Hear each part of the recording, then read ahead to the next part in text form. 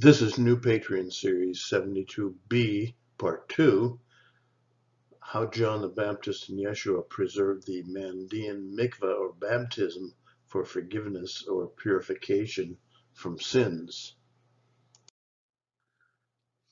So we have to review Yeshua's vision of the coming MALKUTH, which was not apocalyptic.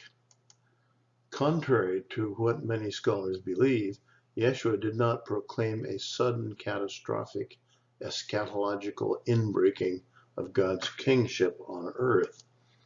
His vision of the coming messianic age on earth was that it would be brought in by the incremental works of a spiritually transformed humanity, as in the books of Jubilees and Daniel.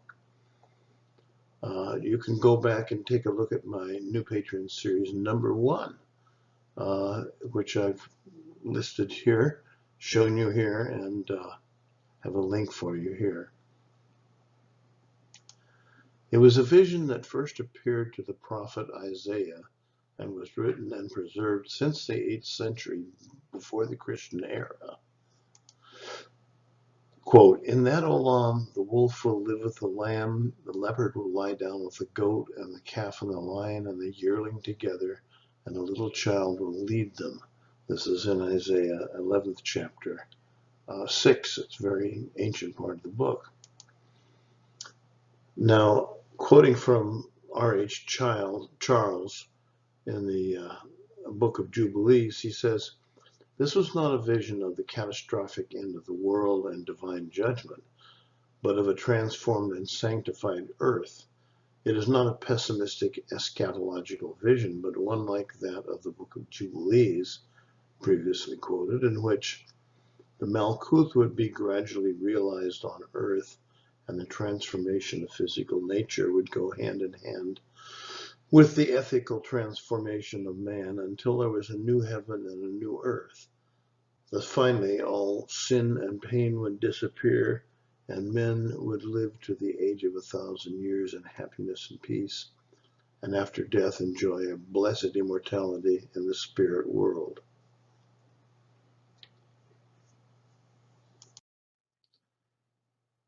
For example, let's take a look at Yeshua's MASHAL of the mustard seed, which implies a long, slow growth of the MALKUTH on earth. It says, "The sovereignty or MALKUTH of the new humanity, the Baranash, is like a grain of mustard seed, which when sown upon the ground is the smallest of all the seeds on earth.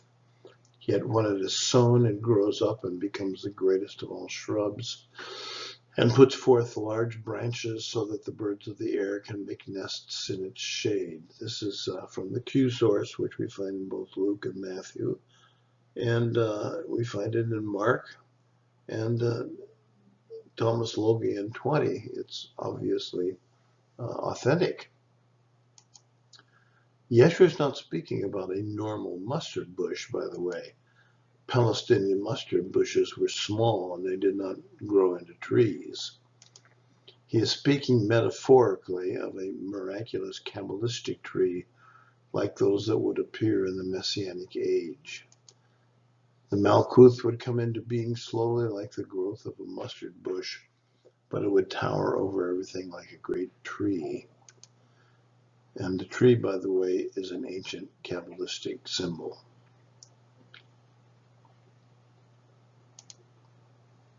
For example, in Mark 8:24, the man who is being cured of blindness says, "I see men as trees walking."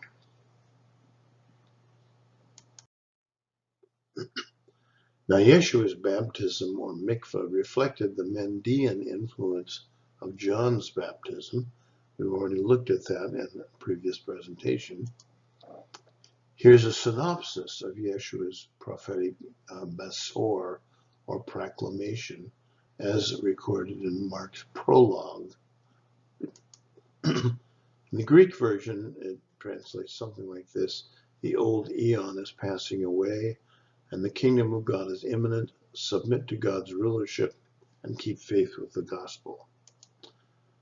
Now, if we take it back into Aramaic or Hebrew, it would read something like this: the ancient evil age is now passing away, and God's kingship, or MALKUTH, is appearing on earth. Here are some results. Submit to God by receiving the baptism of John for the forgiveness of sins, because that was the ministry that Yeshua originally undertook, to continue the baptism of John. And keep faith, Amunah, be faithful to, with my proclamation, my basor. If we paraphrase this, his prophetic proclamation, as far as we can recover it, would mean something like this: the era of humanity's self-generated bondage to evil is passing away, and a new era of God's sovereignty on earth is appearing. Make the spiritual commitment to cleanse yourself and the earth through taking the baptism, or Mikveh, of John for Teshuvah, and keep faithful to my proclamation. Now, submitting to God's coming rule implied taking the baptism of John, which was later administered by Yeshua's apostles, with Yeshua as overseer, after John was beheaded, according to the Gospel of John. And submitting to John's baptism in the living waters of the Jordan conferred forgiveness of sins as a symbol of Teshuvah, or reattunement with God. That was the baptism that John conferred and that Jesus oversaw.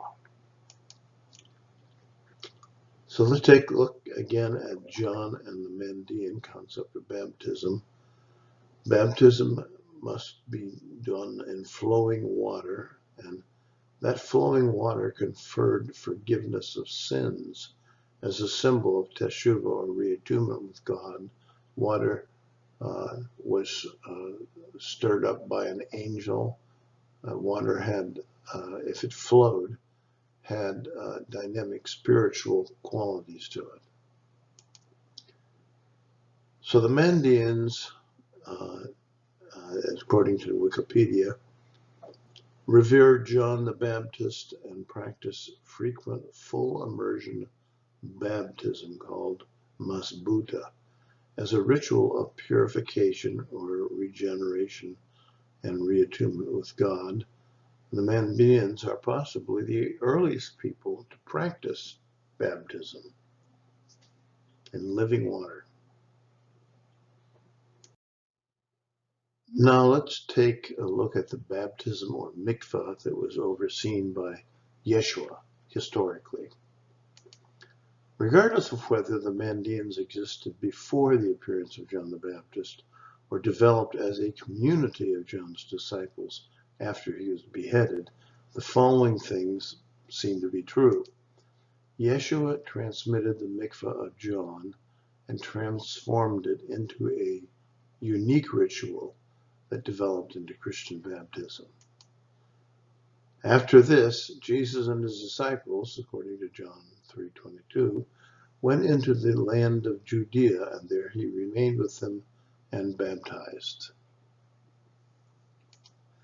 According to John, Jesus himself did not baptize, but it was done by his disciples. But in fact, he must have originally baptized some of his own apostles, because not all of them had received the mikveh of John the Baptist, although many of them had.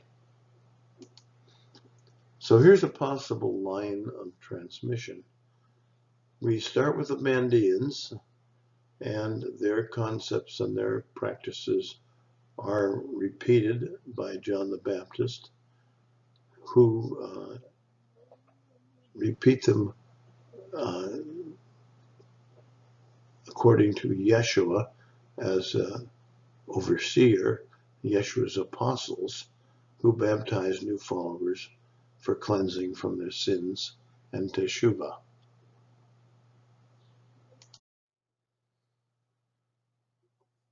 So Mandaean baptism for regeneration was carried forward in the baptisms of John and Jesus. Yeshua, like John and the Mandaeans, considered baptism to be a symbol of teshuvah or reattunement with God, not an initiation. But there was also a ritual of initiation that was operated by Yeshua, we conclude from the existing evidence. It was probably done by a Merkava ascent, as I have shown in an earlier presentation, New Patron Series 49A, Part 1, that actually goes on to other Merkava Christian experiences. So we look at the classic Merkava ascent of Yeshua. The similarities we have investigated lead me to the conclusion that Yeshua followed John's concept of Mikveh and Teshuvah, which parallel those of the Mandaean forgiveness of sins and spiritual regeneration.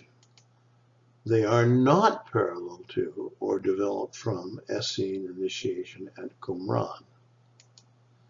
The baptism of John did not reflect Essene practices, so the conclusion that he had been raised by Essenes is in question here. But Christian baptism did reflect Essene practice.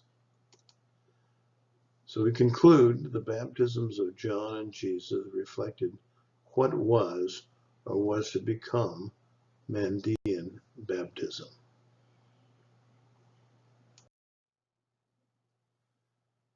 Please click on the Patreon link in my description just below the video to become a patron, helping to sponsor my new videos on the pre-Christian teachings of Yeshua.